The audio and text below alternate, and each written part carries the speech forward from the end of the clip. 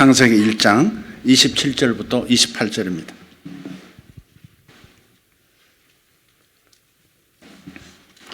같이 봉독합니다. 이렇게 하나님께서 자신의 형상대로 사람을 창조하시되 하나님의 형상대로 그를 창조하시고 남성과 여성으로 그들을 창조하시니라. 하나님께서 그들에게 복을 주시고 하나님께서 그들에게 이르시되 다산하고 번성하여 땅을 가득 채우라. 땅을 정복하라. 또 바다의 물고기와 공중의 날짐승과 땅 위에서 움직이는 모든 생물을 지배하라 하시니라. 아멘. 아멘. 더 명쾌하지 않습니까? 이 본문이 개역 개정보다 하나님께서 그들에게 이르시되 다산하고 번성하여 그랬습니다. 다산이라고 분명하게 말씀하십니다. 다산의 복이 있기를, 우리 젊은 영혼들에게 다산의 복이 있기를, 우리 젊은 가정들에게 다산의 복이 넘치기를 축복합니다. 아멘 하시면 또 날 것 같습니까? 아멘 하시죠. 오동주 집사님 크게 아멘 하시죠. 이게 문제입니다. 자, 오늘은 복 이야기를 좀 해보려고 합니다. 이 주제는 사실 광염교회 조 목사님의 글에서 제가 영감을 받았다는 것을 우선 밝히고요. 본격적으로 나누기 전에 먼저 전해야 할 이야기가 있습니다. 그것은 우리 그리스도인들이 경계하는 것들 중 하나가 기복신앙이라는 겁니다. 들어보셨죠? 기복신앙. 자신이 기복주의자 또는 기복신앙인으로 낙인 찍히는 것에 대한 두려움이 성도들에게 있다는 겁니다. 신학대학을 가면 이런 말을 기복신앙, 기복주의 이런 말을 교수나 선배들로부터 지속적으로 듣습니다. 한국 교회의 가장 큰 문제는 기복주의다, 기복신앙이다. 근데 그 개념을 제대로 파악하기도 전에 이 신학도가 학생부나 청년부에 가서 자신이 들은 그대로 설교를 합니다. 부모들은 중학교 2학년 자녀가 무섭다는데 우리 목사들은 신학 2년생이 겁이 납니다. 한국교회 막 갑니다. 한국교회 문제는 기복신앙이다. 근데 기복이란 말이 뭡니까? 기복. 복을 구한다 그런 뜻입니다. 복을 기도한다 그런 뜻입니다. 따라서 기복신앙, 이 기복신앙은 복을 구하는 신앙이라는 말입니다. 기복신앙에 대한 비판을 계속 듣다 보니까 우리 신자들 중에는 복을 구하는 것이 잘못이라고 생각하는 사람도 생겨났습니다. 그리고 기복은 잘못된 것이라고 여기고 성경을 읽는데 성경에서는 기복을 하라고 하니까 헷갈리기 시작하는 거예요. 성경을 보세요. 기복하라고 하지, 복을 구하라고 하지 않습니까? 설교 중에는, 교수의 강의 중에는 기복신앙은 잘못됐다고 말해서 그래서 입을 꼭 닫고 성경만 읽는데 성경에서는 기복하라는 거예요. 복을 구하라는 겁니다. 그래서 헷갈려요. 그러다 보니까 속으로는 복을 구하면서 겉으로는 복을 초월한 사람처럼 하는 이중적인 태도도 나타납니다. 오늘 이거 정리되어야 합니다. 기복신앙인으로 낙인 찍히는 것에 대한 두려움에서 벗어나셔야 합니다. 자, 그렇다면 이 문제를 어떻게 우리가 해결할 것인가? 무엇이든지 우리의 기준은 성경인 줄 믿습니다. 하나님의 말씀이 기준인 줄 믿습니다. 성경을 통해서 사람을 공부하는 것이 인간론입니다. 성경을 통해서 하나님을 공부하는 것이 신론입니다. 신학입니다. 성경을 통해서 결혼을 공부하고 얻은 결론은 그리스도인의 결혼관입니다. 마찬가지로 우리가 성경을 통해서 복을 공부하면 그것이 바로 복관, 복론이 아니겠습니까? 그래서 우리에게는 성경적인 복관이 필요합니다. 복을 공부하려면 우리는 반드시 성경으로 돌아가야 한다. 이 대전제를 잊지 맙시다. 그런데 성경에는 복이 많이 나와요. 창세기에서부터 요한계시록에 이르기까지 골고루 성경에 골고루 등장합니다. 성경에는 복이 있는 사람과 화가 있는 사람, 복이 있는 사람이 나오고 화가 있는 사람이 나옵니다. 복이 있도다라는 말을 듣는 사람이 있는가 하면 화 있을진저라고 소리를 듣는 사람도 있습니다. 복을 받은 사람이 있고 저주를 받은 사람이 성경에 있습니다. 여기서 복을 받았다는 것은 좋은 것을 받았다는 그런 의미입니다. 복을 받았다. 뭐라고요? 좋은 것을 받았다. 하나님이 김집사에게 복을 주셨다라는 말은 하나님이 김집사에게 좋은 것을 주셨다. 또는 하나님이 김집사를 좋게 하셨다. 그런 뜻입니다. 정집사가 이집사를 축복했다는 말은 정집사가 이집사에게 좋은 것을 주었다. 또는 정집사가 이집사를 좋게 했다. 그런 의미입니다. 오늘 본문과 설교 제목도 보시면 하나님께서 사람을 창조하시고 가장 먼저 그에게 무엇을 주셨는지를 분명하게 밝히고 있습니다. 사람을 창조하시고 그에게 가장 먼저 복을 주셨습니다. 분명히 말씀하죠. 하나님께서 그들을 창조하시니라 하신 다음에 하나님께서 그들에게 복을 주시고 그랬어요. 복을 주시고. 사람을 창조하시고 가장 먼저 복을 주신 하나님, 복부터 주신 다음에 그 다음에 그에게 일을 주십니다. 이게 창세기의 순서입니다. 복부터 주신 다음에 그에게 일을 주세요. 그 다음에 밥을 주시고 그리고 그 다음에 쉼을 주셨습니다. 첫째가 복, 둘째가 일, 셋째가 밥, 넷째가 쉼입니다. 창세기 1장, 2장을 읽어보시면 이 순서로 주셨다는 것을 분명하게 알 수 있습니다. 복을 주신 다음에 일을 주셨는데 사람은 일을 해야 사는 거죠. 일이 없으면 사람은 망가집니다. 무력해집니다. 그리고 일을 하려면 힘이 있어야 하기 때문에 하나님은 사람에게 밥을 주셨습니다. 모든 과일과 모든 씨 맺는 것 채소들을 너희에게 주노라. 밥을 주셨어요. 그리고 거기에 쉼도 더하십니다.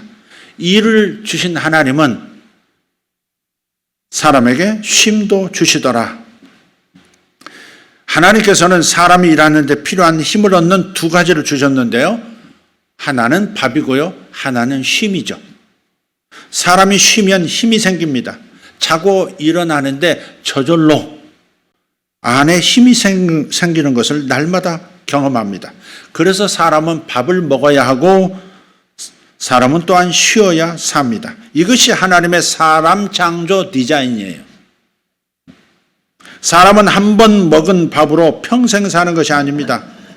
그죠? 한 번 먹고 끝나는 사람은 없습니다. 먹고 또 먹습니다. 오늘도 먹고 또 내일도 먹습니다. 죽을 때까지 먹습니다. 복도 마찬가지입니다. 성경은 하나님이 사람을 지으시고 그에게 가장 먼저 복부터 주셨다는 것을 밝힙니다. 이 말은 사람을 먹어야 하는 존재로 지으신 것처럼 하나님이 사람을 복이 있어야 사는 존재로 만드셨다. 그런 뜻인 것이죠. 그래서 사람들은 밥을 사모하듯이 복을 사모합니다. 지극히 정상적이라는 말입니다. 하나님이 사람을 복이 있어야 살 수 있도록 지으셨다 하는 거예요. 누군가가 그래서 기복신앙 운운하면서 겁을 주거든 복을 구하고 복받기를 사모하는 사람들을 야단하는 것은 밥 먹기를 구하면서 밥을 사모하는 사람을 야단치는 것과 같습니다. 사람들은 아침에도 밥, 낮에도 밥, 저녁에도 밥을 찾습니다. 어제도 먹었고 그리고 다시 오늘도 밥을 먹고 내일도 밥을 먹을 겁니다. 언제까지 밥 할 것이냐 물으신다면 답은 죽는 날까지입니다. 그래서 죽는 것을 숟가락 놓는다 그러죠. 숟가락 놓을 때까지 그러죠. 마찬가지입니다. 사람들을 향해서 언제까지 복 할 거냐 그렇게 물으신다면 답은 죽는 날까지입니다. 죽는 날까지 복이 있어야 합니다. 사람들을 향해서 그렇게 기복신앙, 기복주의자 하면서 그렇게 억누르려 하는 세상의 그 흐름들을 우리가 예리한 눈으로 주시하고 갈라내야 합니다. 마치 살덩어리에서 비계를 갈라내듯이 섞여 들어오는 그런 생각들, 마치 이것이 진리인 것처럼, 이것이 진실인 것처럼 슬며시 집어넣는 그런 것들을 잘라내야 해요. 가만히 보세요. 우리나라 사람들만 복을 좋아합니까? 그렇지 않습니다. 세계 모든 나라, 모든 민족이 다 복을 좋아합니다. 그래서 미국인들은 자주 그런 말 하죠. God bless you. God bless you. 당신을 축복합니다. 혹은 복 받으세요. 아주 외국인들 만나면, 우리 크리스찬들 만나면 그게 좋다. God bless you. 크리스찬들이 난 크리스찬들을 만나도 이 말은 좋습니다. God bless you. 하나님이 당신을 축복하시기를 원해요. 당신을 내가 축복합니다. 복 받으세요. 중국을 갔더니 가는 교회마다 이상한 게 있더라고요. 강단 뒷면에 십자가를 이렇게 걸어놨는데 십자가 위에 천에다 혹은 종이에다가 복자를, 한자로 복자를 써서 거꾸로 붙여놨어요. 십자가 위에 복이 있더라고요. 또 거꾸로. 왜? 저기서 아래로 내려오는 거니까 위가 이렇게 복자의 위가 아래를 향하는 겁니다. 처음에는 좀 우스웠어요. 얼마나 복을 좋아하길래 십자가 위에다 저걸 달아놨나. 하나님께서 창조하신 모든 사람들에게 일과 밥과 쉼이 필요한 것처럼 복도 모든 사람에게 필요한 줄 믿습니다. 자, 우리는 성경적 복관을 지금 정립하려고 하고 있는 거예요. 사람은 밥을 먹어야 하듯이 복을 받아야 하는 줄 믿습니다. 이것이 성경적인 복관이에요. 자, 질문을 다시 한번 하고 다음 진도로 나가겠습니다. 그렇다면 기복, 복을 구하는 것은 지향해야 할까요? 지향해야 할까요? 지향이 있고 지향이 있어요. 한자도 달라요. 참고로 지향은 사전적으로는 이렇게 표현합니다. 지향은 더 높은 단계로 오르기 위해서 어떠한 것을 하지 아니함, 지향입니다. 지향은 어떤 목표로 뜻이 쏠리어 향함 또는 그 방향이나 그쪽으로 쏠리는 의지, 이렇게 정의합니다. 자, 그러면 복을 구하는 것을 지향해야 할까요? 지향해야 할까요? 지향이 맞죠? 지향은 멈추고 다른 곳으로 가야 된다는 얘기니까. 지향이 맞죠. 우리는 복을 구하는 것을 지향해야 합니다. 그리고 더 나아가서 권해야 합니다. 복을 구하시라고. 하나님께 복을 구하시라고 권해야 합니다. 신명기 26장 15절에서 모세는 이스라엘 백성들에게 11조를 하나님께 드린 다음에 이렇게 기도하라고 가르칩니다. 한번 보겠습니다.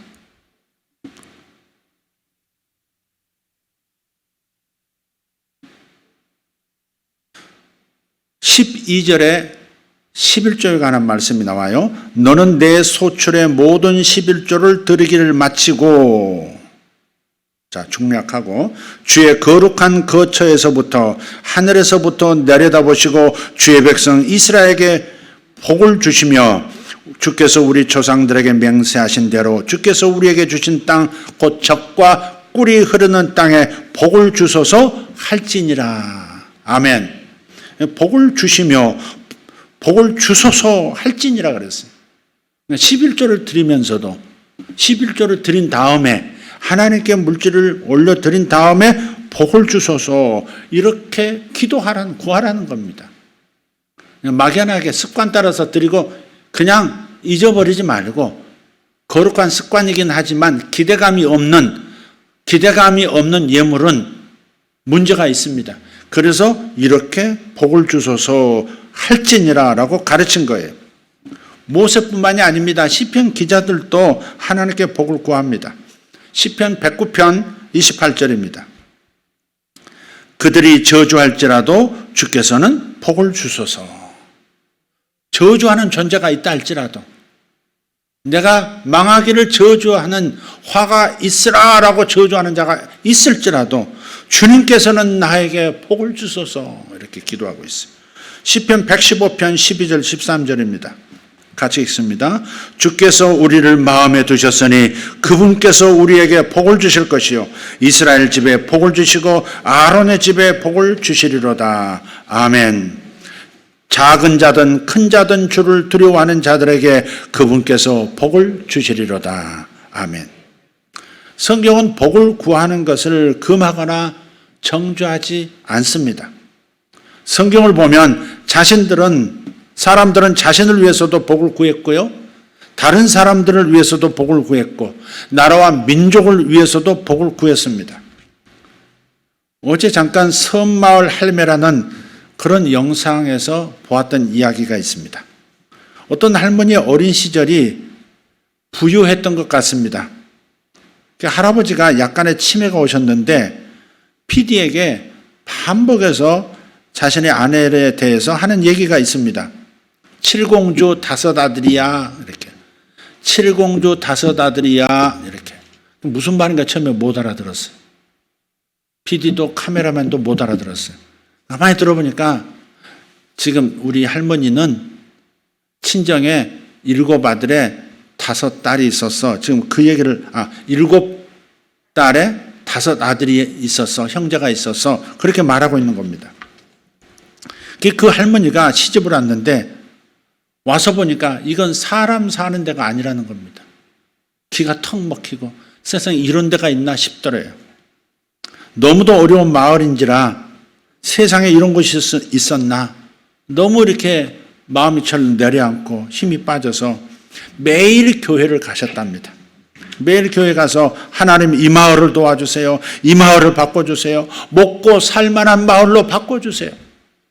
그렇게 때를 썼대요. 요분은 기도를 때를 썼다고 그러시더라고요. 얼마나 간절했으면. 교회 가서 때를 썼다는 거예요. 하나님 이 마을을 좀 바꿔주세요.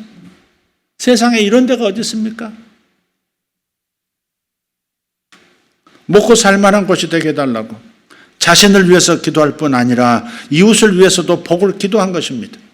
하나님께서 야베스의 기도처럼 할머니의 기도를 들어주셔서 지금은 정말 좋은 마을이 되었다는 것을 알 수 있었어요. 근데 그 할머니께서 나이가 연세가 80이신데 60을 간 넘으신 것 같아요. 움직임 자체가 그 젊은 50, 움직임은 난 50대 같고요. 피부 같은 것, 용모가 60대 할머니세요. 80이라고는 도저히 믿겨지지 않는 그런 얼굴이세요. 그래서 저렇게 선한 마음을 가지고 자신과 또 자신을 위해서라도 마을이 복받기를 구하는 저런 좋은 마음을 가지시니까 건강도 저렇게 하나님께서 축복하시는구나, 그런 생각이 들더라고요. 자신을 위해서 복을 구하는 것은 기복신앙이고 다른 사람을 위해서 기도하는 것은, 복을 구하는 것은 기복신앙이 아니다라는 구분을 성경에서는 절대 찾아볼 수가 없습니다. 성경을 보면 하나님께서 야베스가 복을 구한 것을 그 마지막에 허락하셨더라. 그것도 앞에 다 허락하셨더라 그랬어요. 야베스가 구한 복이 뭐였습니까? 내 지경을 넓혀주세요. 나의 영역이 넓어지게 도와주세요. 농사꾼이라면 땅이 넓어지게 도와주세요. 비즈니스 하는 분이라면 내 영향력이, 내 거래처가 더 많아지게 도와주세요. 그렇게 기도한 겁니다. 그리고 환난을 벗어나 근심 없는 인생이 되게 해 주십시오. 이것까지 기도했더니 이것 다 허락하셨더라. 다 허락하셨더라. 이렇게 말하는 거예요. 이제 성경적인 복관을 정립하는 데 있어서 아주 중요한 요소를 오늘 결론으로 찾고자 합니다. 자, 복이란 무엇인가? 예요. 복을 구하는 것은 하나님이 원하시는 것이고 본성으로 주신 거예요. 그렇다면 우리가 구해야 할 복이라고 하는 것이 무엇인가 하는 겁니다.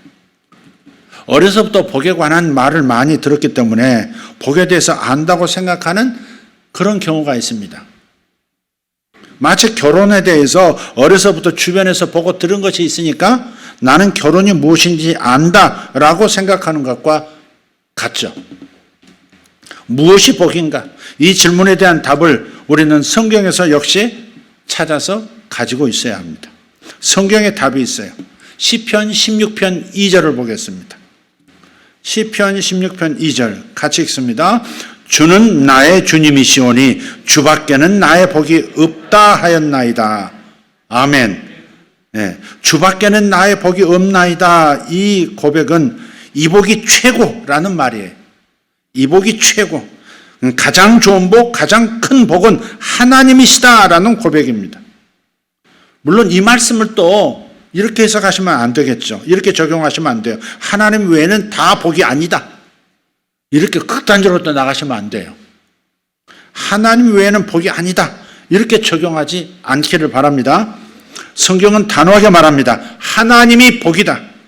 하나님은 복을 주시는 분이시면서 또한 하나님 자신이 복입니다.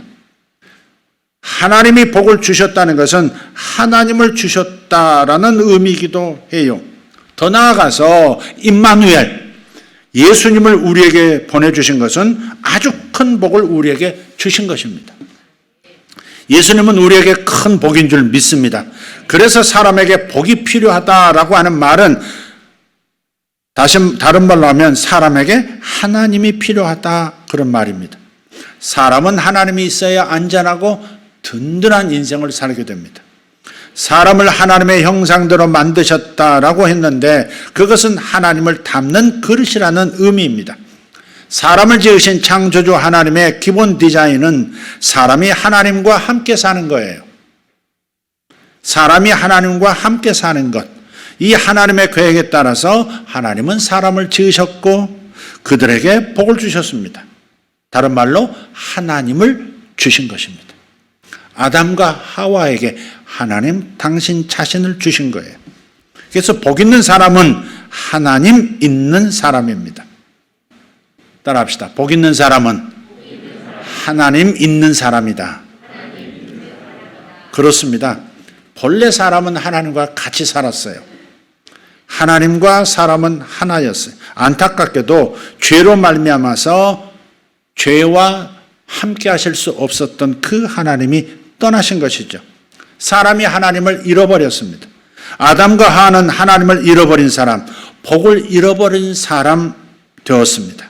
그리고 복이 떠난 그 자리에 빈 공간으로 남지 않고 화가 찾아왔어요. 하나님이 떠나신 자리를 저주가 차지했습니다.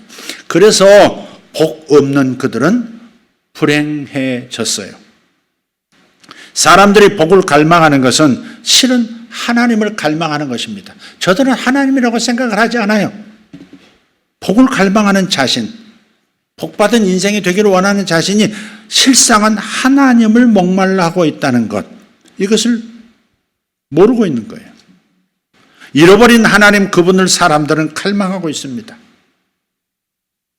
이렇게 사람들이 다 복을 갈망하고 있다는 이 사실은 전도에 있어서 아주 중요한 접촉점입니다. 오늘 양집사님이 빈자리를 채워달라고 빠른 시일 내에 또 되지는 않겠지만 또 전제를 하셨어요. 바로 응답되지 않으면 이게 기도가 부도난 것처럼 느껴지기 때문에 그래서 빠른 시간 내에 채워지진 않겠지만 그래도 주님께서 외면하지 마시옵고 채워주시옵소서.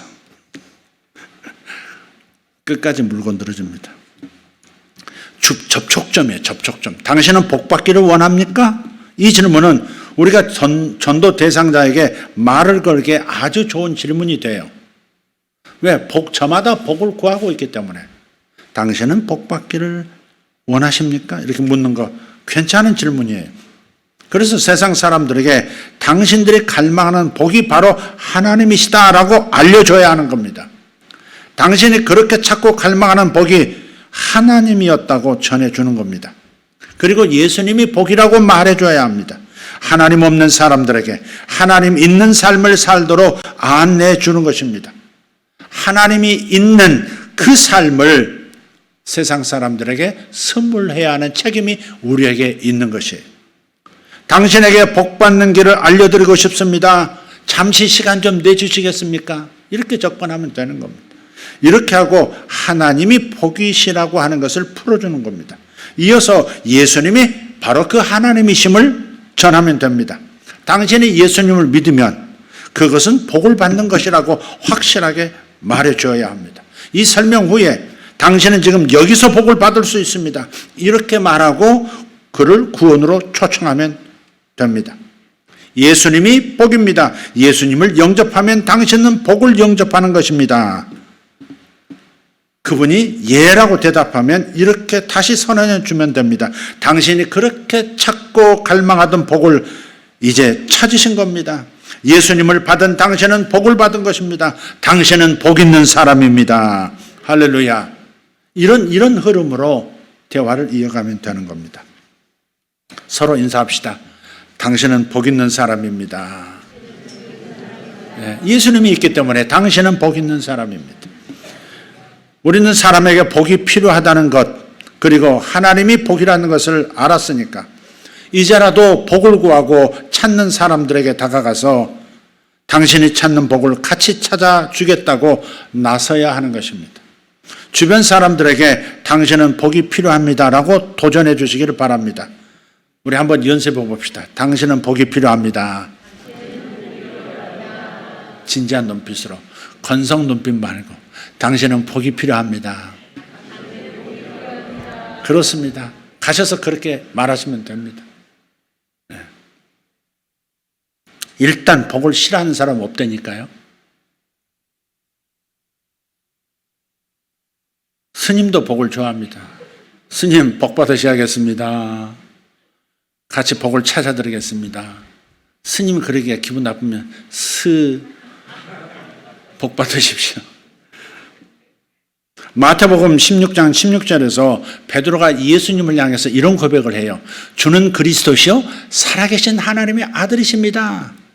예수님 당신은 그리스도이시고 살아계신 하나님의 아들이십니다.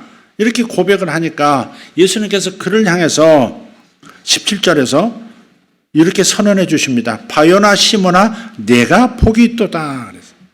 복 없던 사람이 복 있는 사람이 되었다는 선언을 해 주신 거예요. 에덴 동산에서 잃어버렸던 그 하나님을 가이사랴 빌립보에서 베드로가 도로 찾은 것입니다. 그래서 예수 믿을 때 예수 영접하면 복 없는 사람이 복 있는 사람이 되는 겁니다. 그날부터 하나님이 있는 사람, 하나님과 같이 사는 사람이 시작됩니다. 예수님이 하나님으로 보이는 사람이 있고요. 보이지 않는 사람이 있습니다. 우리 눈에는 예수님이 하나님으로 보입니다. 아멘입니까? 우리 눈에는 예수님이 하나님으로 보입니다. 그래서 복 받은 거예요. 내 눈으로 보는 것과 듣는 너희들이 복이 있도다 그러셨어요. 이것을 보는 눈과 이것을 듣는 너희 귀, 너희 눈은 복이 있도다. 시편 119편 2절에서 전심으로 여호와를 구하는 자는 복이 있도다 했습니다. 하나님을 복으로 알고 하나님을 구하는 것, 이것이 복을 구하는 그야말로 정석입니다. 수학의 정석하듯이 신앙의 정석, 인생의 최고의 행복의 정석, 그것은 복을 구하는 것, 하나님을 구하는 것입니다. 복이신 하나님은 어떤 분이시죠? 천지와 그 가운데 있는 모든 것이 다 하나님의 것이라고 말씀하고 있습니다. 은과 금만이 아니라 지혜와 명철도, 총명도, 영생도, 생명도 하나님의 것입니다. 우리가 그 하나님을 받으면 어떻게 되겠습니까? 그 예수님을 받으면, 그 성령님을 모시면 어떻게 되겠습니까? 로마서 8장 17절입니다. 자녀이면 또한 상속자, 곧 하나님의 공동상속자요 그리스도와 함께하는 공동상속자라고 말합니다. 하늘과 땅과 그 가운데 있는 모든 것들의 주인이신 하나님의 상속자가 되는 것입니다. 하나님이 복이시니까 그래서 하나님의 소유가 덤으로 복이 되는 겁니다. 또 하나님이신 예수님이 복이니 그분이 십자가에서 이루어 주신 구원들이 또한 복이 되는 겁니다. 무엇이 복이냐? 우리 지금 이거 질문하고 있는 겁니다. 무엇이 복이냐? 정리하자면 첫째, 하나님이 복이고 두 번째는 구원이 복입니다. 우리는 벌써 두 번째 답으로 건너왔습니다. 하나님이 복이고 두 번째는 구원이 복입니다. 구원에는 영의 구원이 있고 마음의 구원, 혼의 구원이 있고 세 번째 육체의 구원이 있습니다. 영의 구원은 예수를 믿을 때, 예수님을 영접할 때 완벽하게 받았고요. 혼의 구원은 평생 동안 점진적으로 받아갈 것입니다. 평생의 성화를 이루는 것입니다.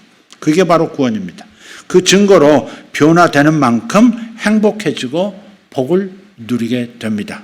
보험사에 잘 되는 역사가 나타납니다. 몸의 구원은 예수님의 재림과 함께 부활의 구원을 받을 것이 약속되어 있습니다. 장차 부활의 몸을 영원히 죽지 않을, 훼손당하지 않는 몸을 영원히 받게 될 것이라는 그 증거로 그 내세에 받을 능력을 가끔 지금 현세에서 경험합니다. 병 고침이 일어난다든지 남다른 건강이 주어진다든지 아까 섬마을 할매 그분처럼 바로 그런 것들이 증거로서 나타나는 겁니다. 우리는 지금 무엇이 복인가에 대한 답을 찾고 있습니다. 첫째, 하나님이 복이고 둘째, 구원이 복이고 마지막 셋째로 뭘까요? 하나님이 주신 것이 복입니다. 그 말이 그 말 같은데 그러나 좀 들어보세요. 몇 군데 성경 구절을 또 찾아보겠습니다. 욥기서 42장 12절에서 17절입니다. 읽겠습니다. 여호와께서 욥의 말년에 욥에게 처음보다 더 복을 주시니 말년에 복을 받는 역사가 있기를 바랍니다. 그가 양 14,000과 낙타 6,000과 소 1,000결이와 암낙이 1,000을 두었고 소 아들 7과 딸 3을 두었으며 그들에게 그들의 오라비들처럼 기업을 주었더라. 아들 딸 이름이 쫙 나오고요. 그런 다음에 그들에게 그들의 오라비들처럼 기업을 주었더라. 유산을 남겨주었다 그 말입니다. 그 후에 욥이 140년을 살며 아들과 손자 4대를 보았고 욥이 나이가 차서 죽었더라. 4대째 손주가 욥을 뭐라고 불렀을까요? 고조 할아버지인가요? 할아버지, 증조 할아버지, 고조 할아버지 맞네요. 네.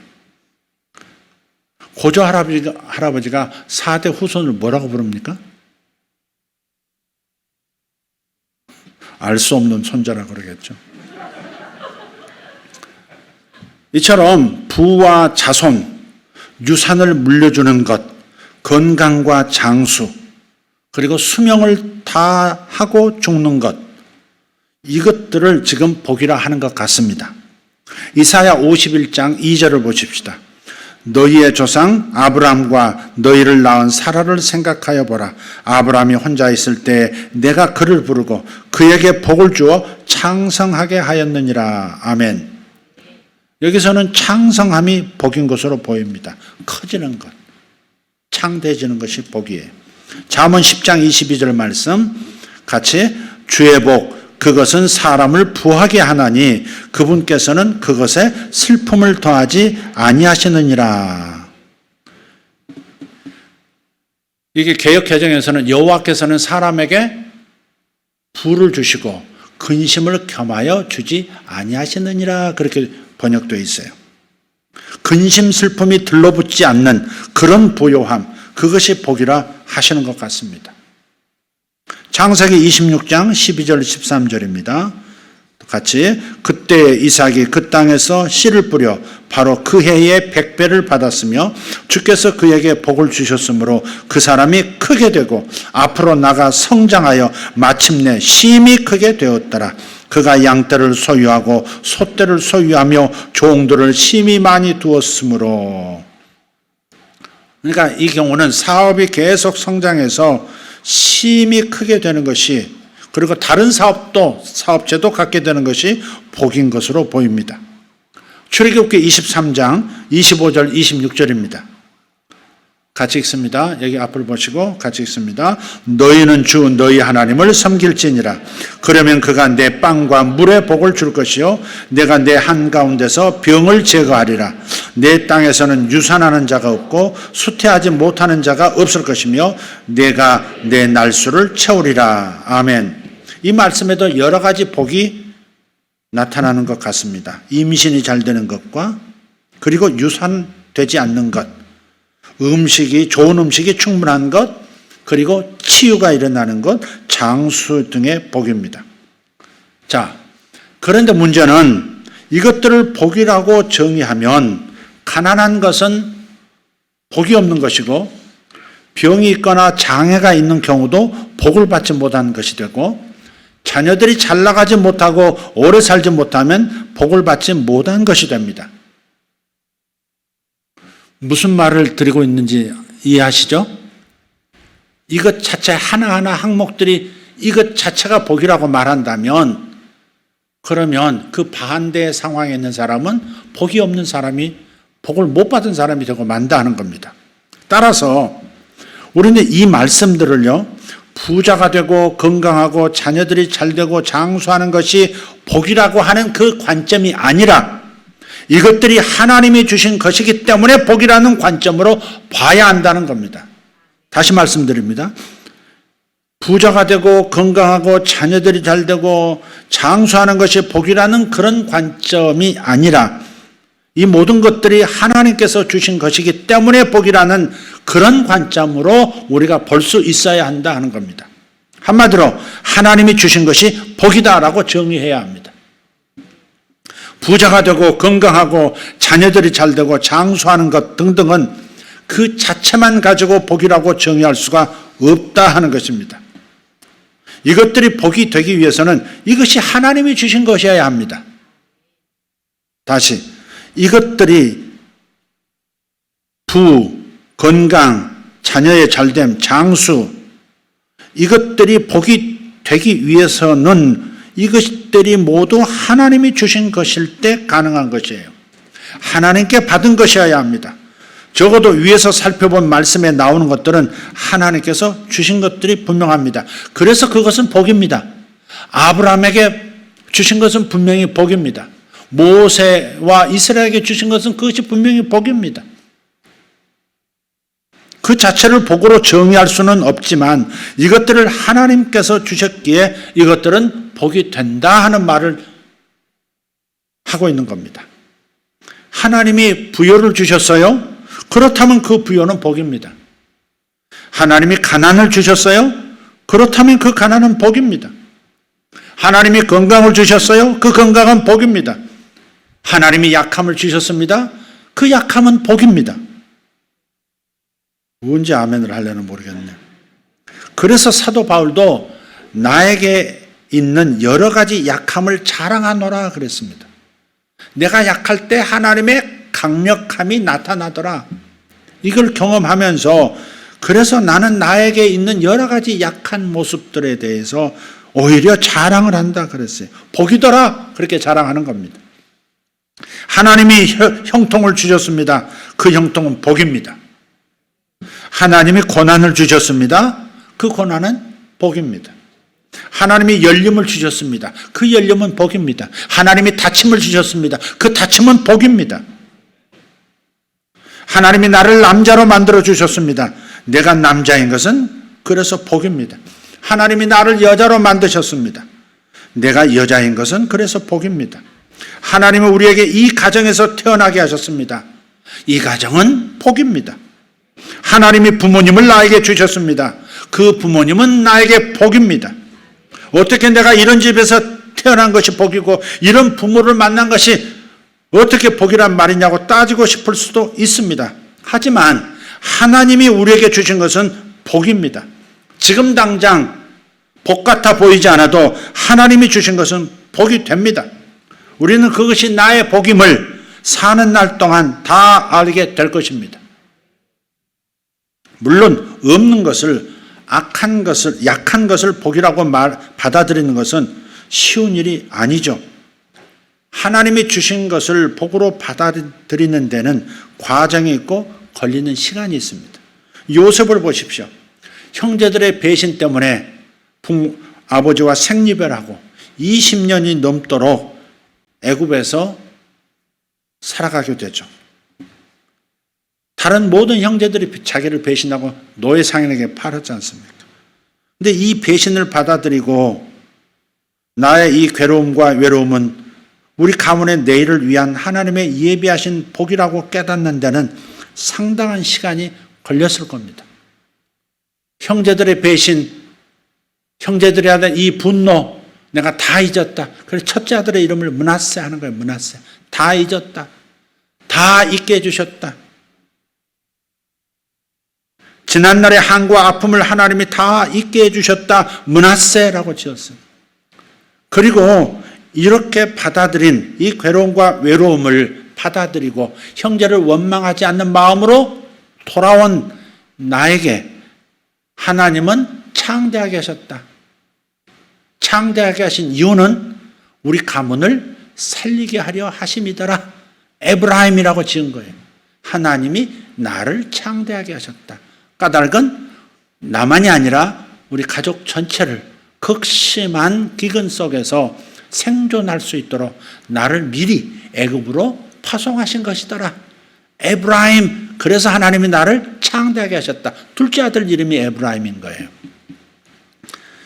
그래서 누구든 복으로 받아들이면 그 사람은 요셉처럼 자신의 그 상황에서 기뻐하면서 기도하고 감사하면서 살게 됩니다.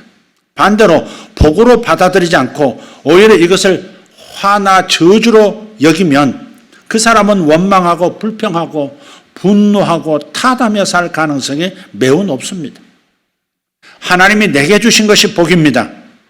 하나님이 내게 주신 여자가 있습니다. 그녀는 나의 복입니다. 하나님이 내게 주신 남자, 그는 나의 복입니다. 하나님이 내게 줄로 재어준 구역이 있습니다. 그곳은 나의 복입니다. 하나님이 내게 주신 땅이 있어요. 그 땅은 나의 복입니다. 하나님이 나에게 주신 일이 있습니다. 그것은 나의 복입니다. 하나님이 내게 주신 돈이 있습니다. 그 돈은 나의 복입니다. 하나님께서 내게 주신 역할이 있습니다. 포지션이 있습니다. 그 역할은 나의 복입니다. 세상에는 하나님이 내게 주시지 않은 여자가 있습니다. 그녀는 남의 여자입니다. 그녀는 나의 복이 아닙니다. 그 반대도 마찬가지입니다. 하나님이 내게 주시지 않은 구역이 있습니다. 그곳은 나의 복이 아닙니다. 하나님이 내게 주시지 않는 땅이 있습니다. 그것은 남의 땅, 나의 복이 아닙니다. 북이스라엘 왕 아합은 그걸 몰라서 너무 좋아 보이는 그 나봇의 포도원을 강탈을 했습니다. 하나님이 내게 주시지 않은 돈이 있습니다. 그 돈은 나의 복이 아닙니다. 다시 말씀드려요. 하나님이 내게 주시지 않은 돈이 있어요. 그 돈은 나의 복이 아닙니다. 남의 돈은 나의 복이 아닙니다. 하나님이 내게 주시지 않은 자리가 있어요. 그 자리는 남의 자리고 나의 복이 아닙니다. 하나님이 높이시면 높아진 것이 복입니다. 하나님이 낮추시면 낮춰진 것이 복입니다. 그런데 낮춰지면 견딜 수 없어 하죠. 복이 아닌 것처럼 세상이 다 잘못된 것처럼 살아가는 것이 보통 사람의 태도입니다. 그 생각을 바꾸셔야 합니다. 분명하게 성경적으로 복관을 정리하셔야 합니다. 하나님이 높이시면 높아진 것이 복이고 하나님이 낮추시면 낮춰진 것이 복입니다. 하나님께서 내게 주신 것으로 사는 것, 그것이 복이다. 아멘. 이렇게 사는 사람은 하나님께서 내게 주시지 않는 것에는 눈을 떼고 하나님이 내게 주신 것에 시선을 두고 바라보면서 삽니다. 하나님이 내게 주신 사람을 귀하게 여기고 하나님이 내게 주신 것들을 즐거워하고 하나님이 내게 주신 일에 충성하고 행복해 하는 겁니다.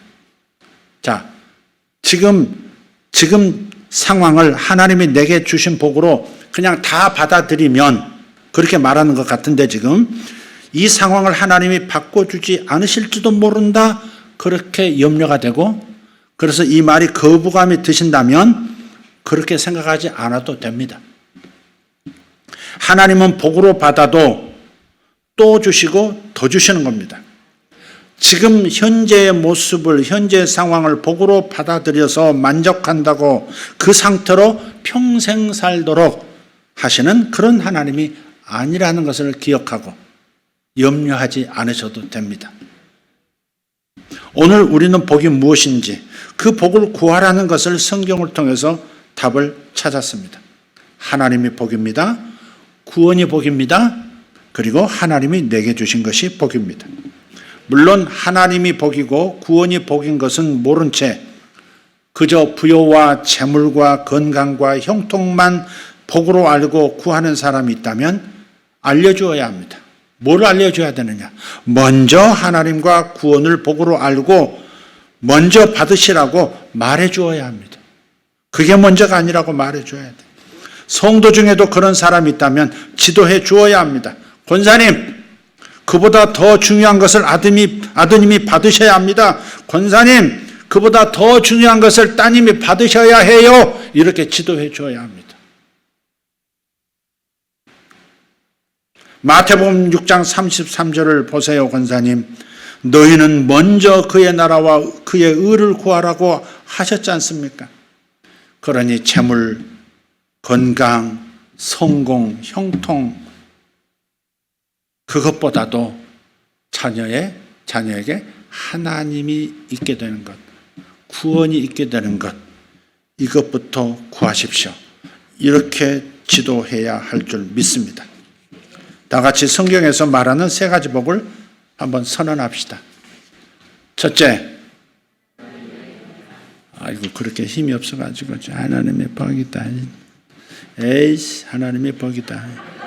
그런 것 같다. 다시 첫째, 무엇이 복인가? 첫째, 둘째, 셋째, 여기를 강조. 하나님이 주신 것이 복이다. 하나님이 주신 것이 복이다. 하나님이 안 주신 것은 내 것이 아니고 내 복이 아니다. 그런 마음을 가지고 살 줄 알아야 됩니다. 그러면 섣부르게 결정하지 않고 섣부르게 손대지 않고 섣부르게 탐욕을 부리지 않게 됩니다. 하나님이 내게 주시고자 하는 것은 내게 들어오게 돼 있어. 이런 마음 가지고 선택하고 계약하고 밀고 나가는 겁니다. 그런 확신도 없는 채 움직여서는 안 되는 것이죠. 이 세 가지를 꼭 잊지 말기를 바랍니다. 하나님께서는 이 세 가지를 주시기 위해서 먼저 복부터 주셨다는 사실, 이것이 우리의 결론입니다. 기도하겠습니다. 우리 들으신 말씀 기억하시면서 우리 한번 기도했으면 좋겠습니다. 기도하시기를 바랍니다. 들으신 말씀을 다시 반추하면서 입으로 다시 한번 되뇌이면서 기도하겠습니다. 하나님 감사합니다. 하나님께서 사람을 창조하시고 먼저 복부터 주셨습니다. 아버지, 그러니 이제 기복신앙, 기복주의자 하는 설익은 그런 말에 기죽지 않게 하시고 혼돈스러워하지 않도록 도와주시옵소서. 이 혼란의 메시지를 정리하게 하시고 복부터 구하는 자들 되게 하시고 그리고 일을 받고 밥을 받고 쉼을 얻는 자들이 되게 하여 주시옵소서. 아버지, 무엇이 복인가를 우리는 오늘 깨달았습니다. 하나님, 제가 깨달았습니다. 하나님이 복이라시라는 것, 구원이 나의 복이라는 것, 그리고 하나님이 주신 것만이 나의 복이라는 것, 이것을 배웠습니다. 주님, 이것이 마음에서 떠나지 않게 하시고 저들 심령에서 떠나지 않도록 도와주시옵소서. 주여, 우리에게 복 있는 사람이 되라 하시고 복을 구하는 사람이 되라 하시고 다 허락하신 것을 감사드립니다. 감사드립니다. 주여, 우리 주 예수 그리스도 이름으로 기도하옵나이다. 아멘. 아멘.